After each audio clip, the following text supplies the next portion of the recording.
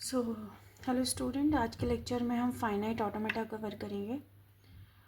तो basically finite automata दो parts में ब्रेक है। एक तो है आपका फाइनाइट ऑटोमेटा विदाउट आउटपुट, एक है आपका फाइनाइट ऑटोमेटा विद आउटपुट।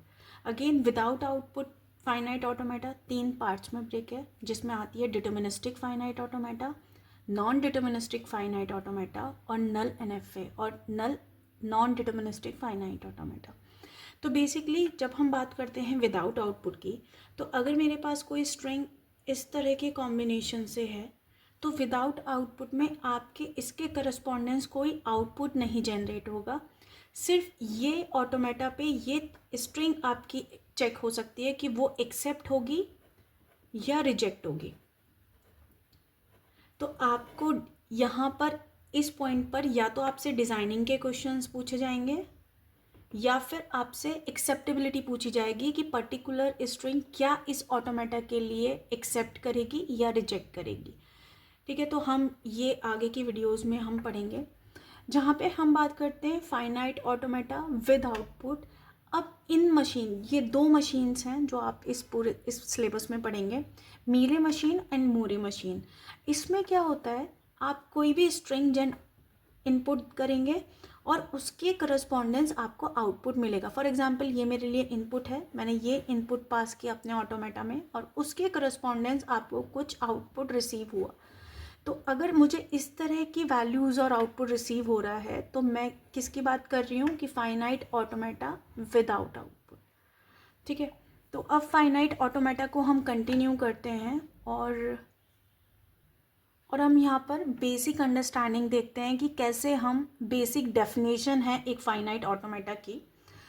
तो बेसिकली किसी भी फाइनाइट ऑटोमेटा को आप 5 टपल से रिप्रेजेंट करते हैं। तो एक मशीन आपकी एम जो हम रिप्रेजेंट कर रहे हैं ऑटोमेटा को, सबसे पहले नाम से ही अंडरस्टैंडिंग हो रही है फाइनाइट। तो जहाँ पर आपकी स्टेट्स फाइनाइट हों, जितनी भी स्टेट आपने ऑटोमेटा में बनाई हैं वो आपकी फाइनाइट होनी चाहिए।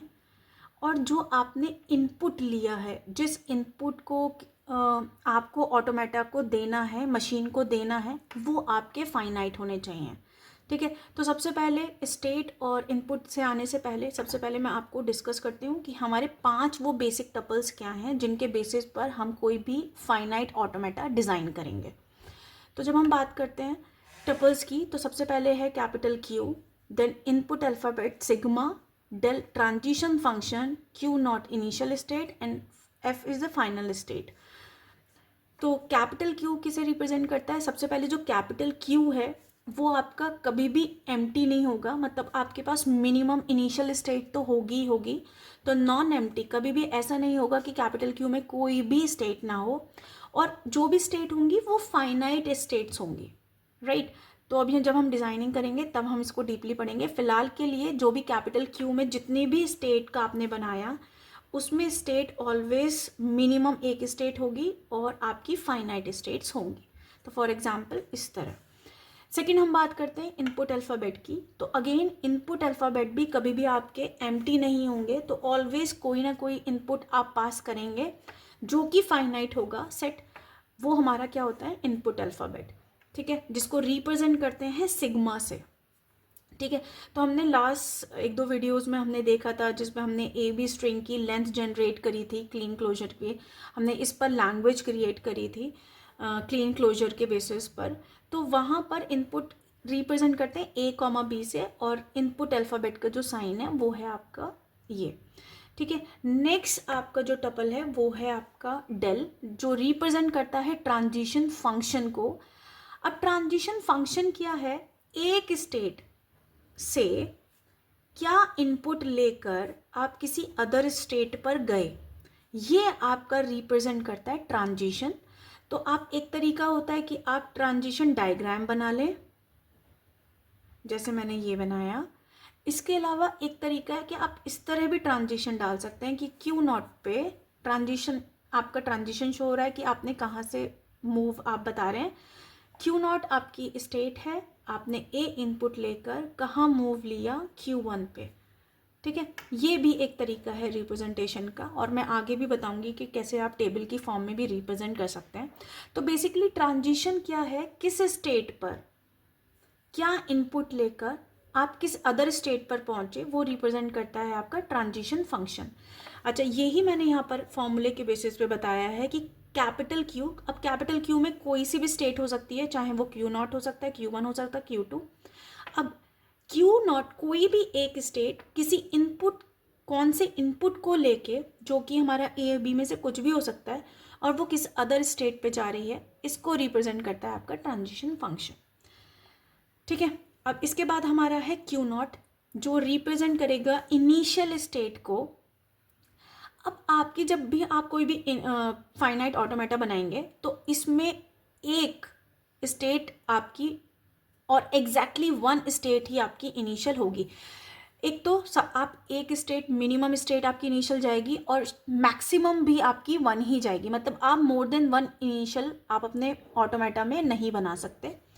ठीक है, सेकंड है आपका फाइनाइट स्टेट, फाइनल स्टेट, जो आपका again non empty finite state होंगी, मतलब नॉन एम्प्टी आपकी एक मिनिमम स्टेट आपकी फाइनल स्टेट होगी, और वो आपकी फाइनाइट भी होगी। अगेन जब मेरे पास स्टेट फाइनाइट है तो ऑफकोर्स आपकी फाइनल स्टेट भी फाइनाइट होंगी।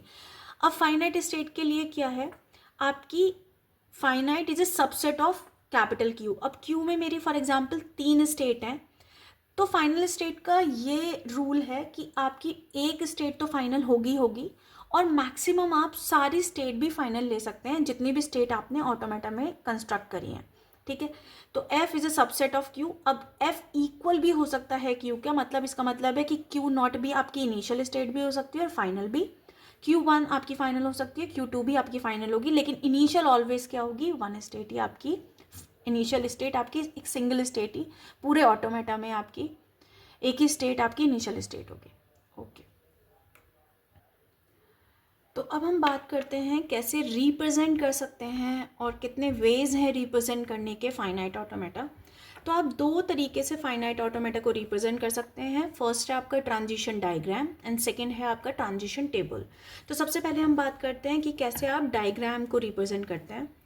तो अभी मैंने आपको बताया कि जो भी फाइनाइट ऑटोमेटा होगा वो आपके 5 टपल्स पे वर्क करेगा। तो वो टपल्स हैं आपके capital Q, sigma, transition diagram function and initial state and final state.